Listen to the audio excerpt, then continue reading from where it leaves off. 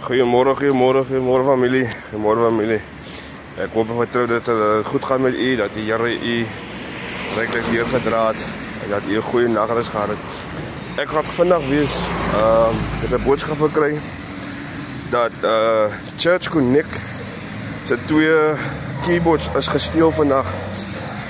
Ek wil 'n beroep doen op alle leiers, pastore, alle kerke.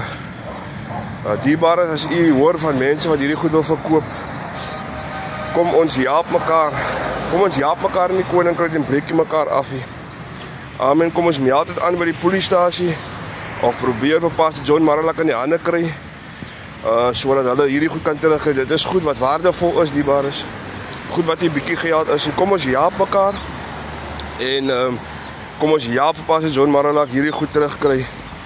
En ek dink enige iemand anders wat wil dit deurgaan, dat jou kerk ingebreek word en waardevolle goed wat gesteel word. Kom ons help mekaar. Kom ons versprei die boodskap dat hierdie goed gesteel is.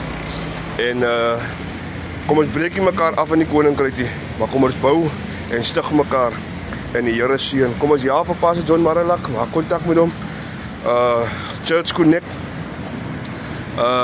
Connect Church, dat hy hierdie goedes kan terugkry. Amen. En ek hoop dat u 'n geseënde dag sal hê in die Here, dat die Here u sal bewaar deur hierdie dag en dat guns en goedheid u sal volg. Kom ons bou mekaar op in hierdie dag en die Here seën.